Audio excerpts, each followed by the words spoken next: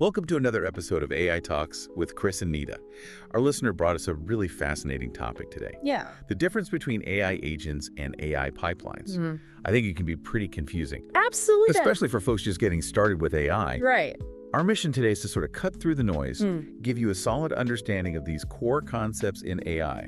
You shared some really helpful definitions and descriptions with us.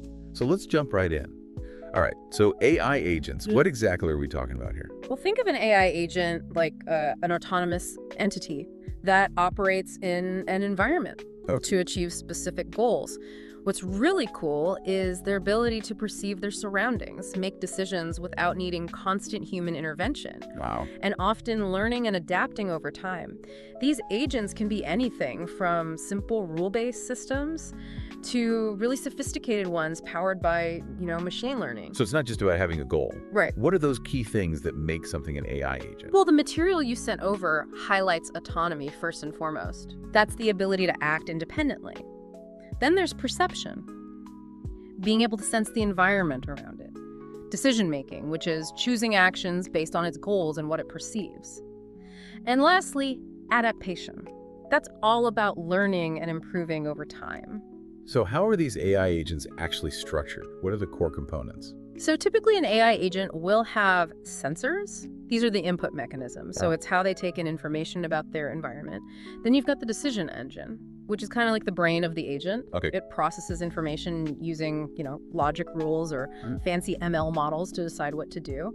And then you have actuators. Those are the output mechanisms that allow the agent to take action in the environment. Now, more advanced agents will also include a learning module, and that often uses reinforcement learning for continuous improvement. Wow. These decision engines, they can range in complexity, from simple if-then-else rules to sophisticated neural networks, depending on how complex that environment is. So the agent is actively doing things. Now, what about AI pipelines? How do those fit into all of this? Okay, so if we shift our focus from the agent itself to the process of building the intelligence it uses, that's where we find AI pipelines. These are basically structured automated sequences for developing training, validating, and deploying machine learning models. Like an assembly line for AI. Exactly. That automation is really key for scalability and reproducibility. Makes sense. What are the typical stages in a pipeline? So it all starts with data ingestion. That's gathering raw data from different sources.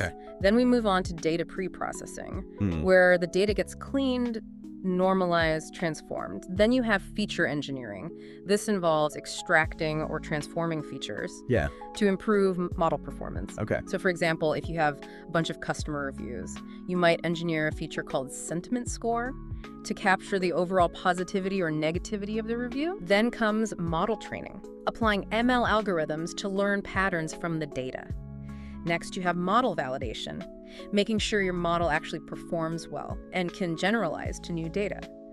Then there's deployment, where we actually put the validated model into production for real-world use. And finally, we have monitoring and maintenance, so we can track the model's performance over time and make sure it's still doing its job.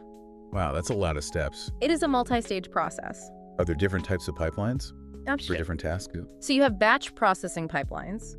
These handle large offline data sets, like when you're training a new model. Then there are real-time pipelines for processing streaming data and making instant decisions. Think things like fraud detection or personalized recommendations. And then you have auto ML pipelines, which aim to automate certain aspects of the workflow to make deployment easier. Okay, so if I'm understanding this correctly, the AI agent is the one making the decisions. And the AI pipeline is the process that creates and deploys the intelligence that the AI agent might use. You got it. Is that right?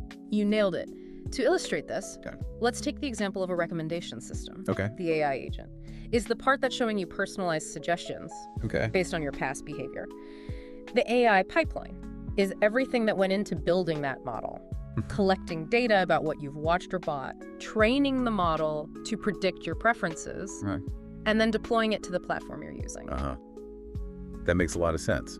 So a really sophisticated agent might rely on multiple models. Absolutely. That are developed and deployed by different pipelines. That's a really important point. Yeah. Because it highlights the fact that these systems can be quite complex. Okay, so the key takeaway here, AI agents are these active entities interacting with their environment. while AI pipelines are the structured workflows that build the intelligence that they might use. Exactly. I have an interesting thought for you to consider. Think about all the technology you use every day. Can you identify instances where there might be an autonomous AI agent making decisions? And can you also recognize the unseen AI pipelines that likely powered that intelligence? That's a great way to think about it. Thanks for clearing all of this up. You're welcome. And to our listener, thank you so much for this insightful topic. Yes, thank you. For this deep dive. We hope this has given you a much clearer understanding of AI agents and AI pipelines. Absolutely. Until next time.